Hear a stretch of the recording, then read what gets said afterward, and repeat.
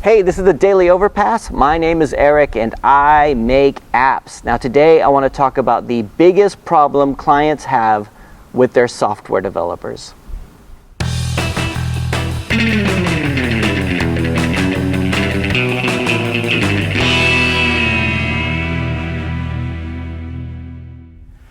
Okay, so sometimes we take over existing projects. So I'll get a phone call from someone, they'll have seen one of the videos and they'll say, hey Eric, I've got this project, the developers are 90% of the way done and I just lost confidence in them, they're not answering my emails anymore, can you please have a look at it?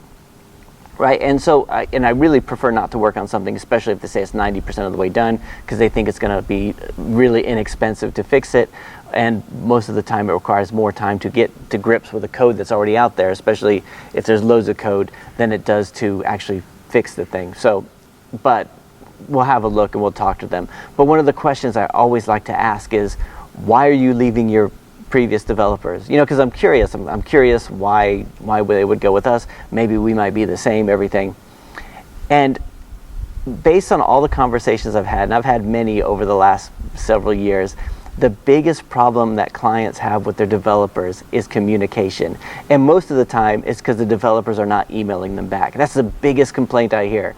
Eric, I ask the developers questions and they used to answer my questions, but now they won't answer me, right? And being a developer on the one side of that, I know exactly what that's like, right? Somebody sends you a question, like you're just sitting there, you're getting on with your work, and then you get a question that's like a real hypothetical, like how much would it cost to change this to that? How much would it do this? You know, would it be possible to do this? And it requires mental effort, and a lot of times you don't have that. And sometimes you read these emails when you're like at the gym or on the train or whatever, and it can be really difficult to put the thought into it. It's not like asking what your favorite color is and you just answer it right away. It's like, I need to give this some thought. So yeah, let's think how we could do this. If I want to say how much this would cost, everything. And quoting is always difficult. It requires a lot of mental effort.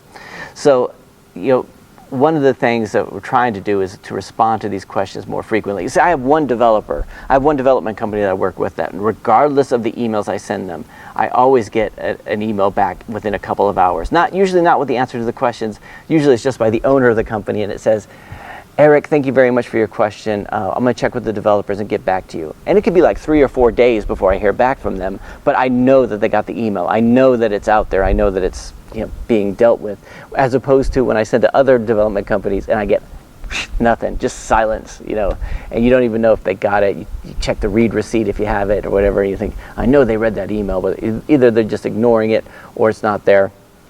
And even if you can't respond to it right away, say, hey, this is still on my to-do list to check into this kind of thing. And then also to explain that this is a very difficult question. So like an example is, how difficult would it be to move this from this platform over to SharePoint, or how difficult would it be to change from this model to that model, if take this iOS app and move it to Android, that kind of stuff. And it really requires a lot of looking into it. So anyway, so in my opinion, the biggest problem that clients have with their developers is always communication. And it's also it's the problem I have with my developers too, and I think it's all over. And if we could just respond quickly to more emails, things would be better off. So anyway, just my thoughts for today. Let me know what you guys think. I mean, if you hire developers, do you have that kind of problem? And anyway, that's it for today. I'll talk to you guys tomorrow.